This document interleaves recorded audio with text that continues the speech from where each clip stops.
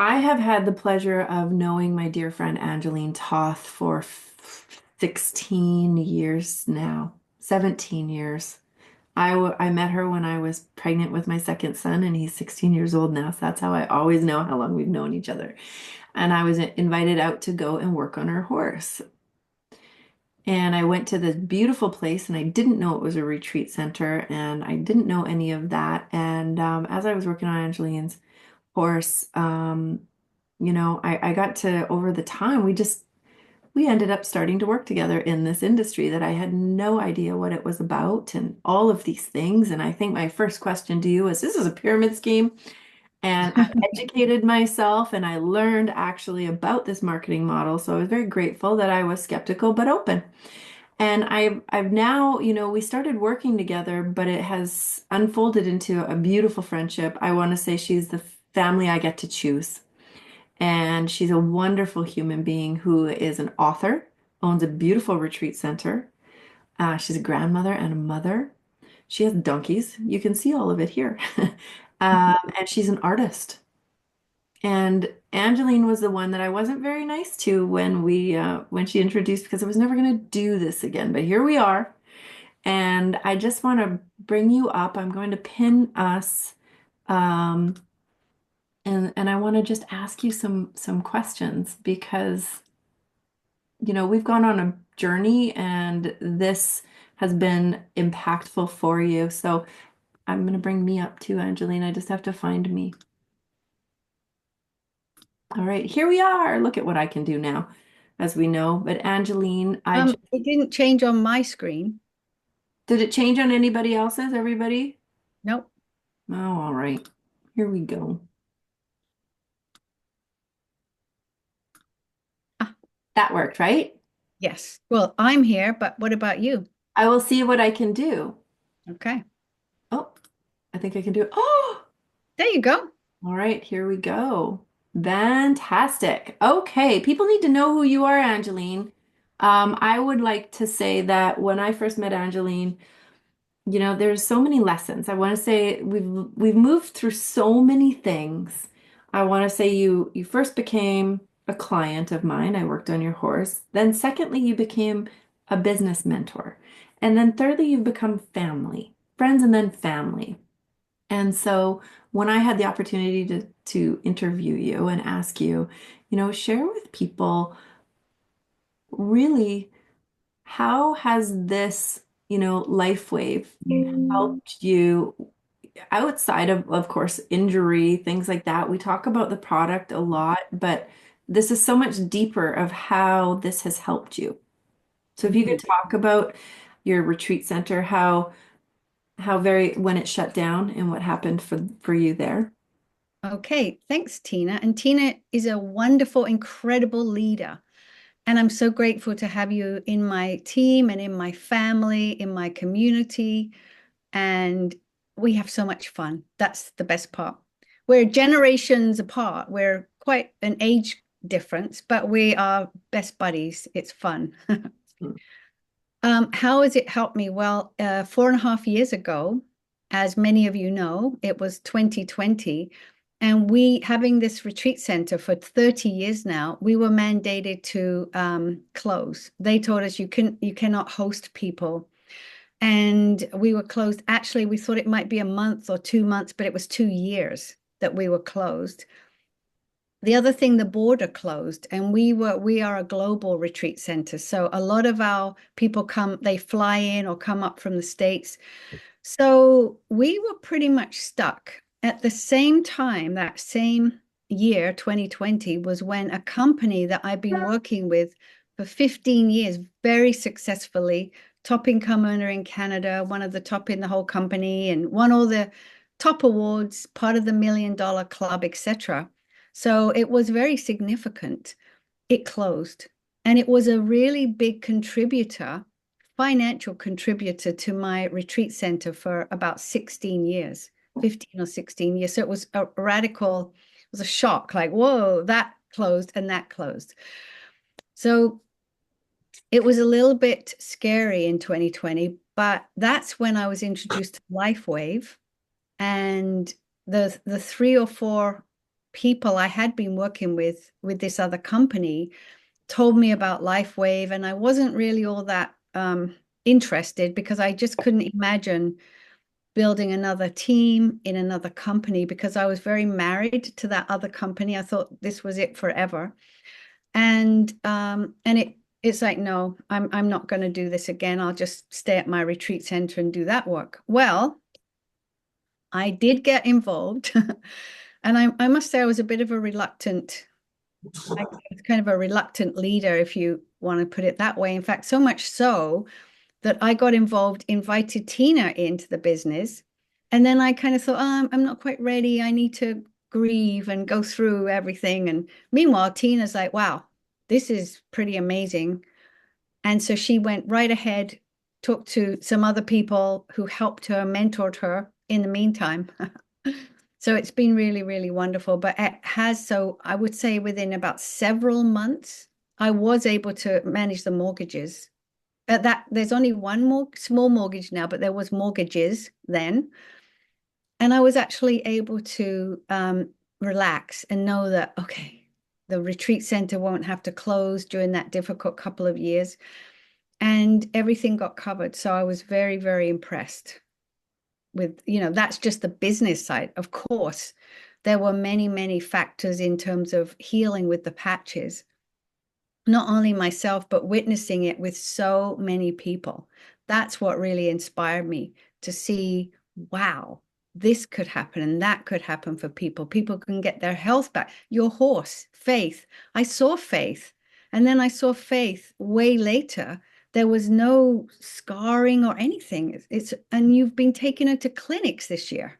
Mhm. Like, wow. And the vet thought maybe she would have to be put down Mhm. because a horse without its legs or without a leg, it's a very difficult thing. So that is impressive. And the amount of impressive things I've seen with the healing ability of the patches. And then, of course, there's the community. And I love my community. I love our community. And I love all the new people that I'm meeting. And then there's the personal development and the difficulties and the discomfort of going through it, but coming through the other side and growing. It's all so much fun. Well, I remember years ago because, you know, you almost lost the retreat center and things like that. But, this has been where it's really kept it on track. But you also were sitting there one night because, when we have these beautiful visions and these plans and everything, and then you get to look back at what you've created and you may go, I did not think it would unfold that way. I didn't think that would be the solution, but you have this beautiful way of trusting things, but still at the same time you had a good laugh with your daughter Kasara about your Dharma. Do you remember that? You Oh, shared yeah. that with Yeah. me. Yeah, I actually wrote a book. I'll do a little promo. Um, After 8 years in the other business, I and I was very successful very quickly, which was amazing with my team. But I really studied how people do this business successfully and how people don't and why not and what's going on. And I ended up writing this book, Radical. No, this is From Squeak to Roar, Unleashing the Potential in Your Relationship Marketing Tribe. And it's about 16, 17 different animals, and they're all illustrated in this book, and how people do this business through those characteristics and phases, and then how they transform. And it gets you to see your team and how people all together, how beautiful it is. It's one kind of beautiful, it's not what you don't want one particular thing. And I'm going to do a whole call on this book, but um, back to your point was about my daughter. She said to me, so yeah, I was kind of very surprisingly successful in that other company. Very surprisingly. I didn't think I wanted to do it. I didn't think I'd be good at it. And then many, many, many years later, my daughter was with me when I won big awards and all of that. And she said, Mom, who would have thought that you would find your Dharma in network marketing? And then we both looked at each other and killed ourselves laughing. And it was just a funny thought, like, no, it's the last thing on the planet I really thought I would ever want to do. But how I think of myself now is not a network marketer. In fact, it's the very least of what I feel I do. I think of myself more serving, about serving the invisible rules of the game, serving um, where I'm guided, I put it that way, where I feel drawn to support people, to help them live their dreams, to help them get out of their financial difficulties or their health difficulties. I just love that whole service, that process of service. I think that's a really good point is we always do it and I just saw us do it and it's like this, but this is the idea of what this industry is.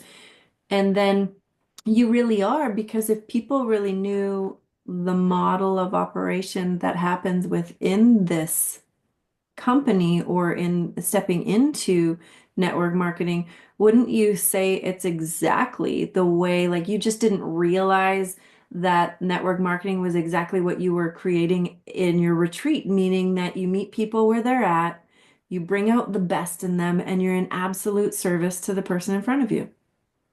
Absolutely. And it has to be a stellar product. It has to be a brilliant company, integrity, longevity, history. And when you've got all of that, then what an incredible tool and a vehicle. Renee Beth always talks about it. It's a vehicle. It's not the thing itself. It's a vehicle towards, like my retreat center wouldn't be here, quite frankly, if it wasn't for this industry. There's no way it was going back to the bank twice. Mm. And so I'm very, very, very grateful for that. And I have had my times of wanting to resist it or say, no, I don't want to do it. But it's a beautiful bucket into which beautiful funds can be poured for the use of, for the purpose of a greater plan. It's really wonderful. I Mhm. want more and more people to think about their dream and what it is they want and realize that it could be also not only a brilliant for yourself and your health, but a vehicle to support your kid going to college or that extra $500 a month that you need for something, or a bigger dream, a retreat center. I didn't have any money whatsoever when I had the vision to build a retreat center. This is 38 acres. It's been around for 30 years now. But it didn't come because I had a whole pile of money. I probably had a lot of what you have, Tina. Grit, grit, radical trust, faith. Yeah, no is not your favorite word. It's I just don't like it. no. I don't like a no when it needs to be a yes, you know? Hmm. I don't like so when someone says no, it's just no in this way at this time, but especially if I can see what this could be for them. But Mm. sometimes it really is a no, and that's okay. Yeah. Bless their cotton socks. It's okay.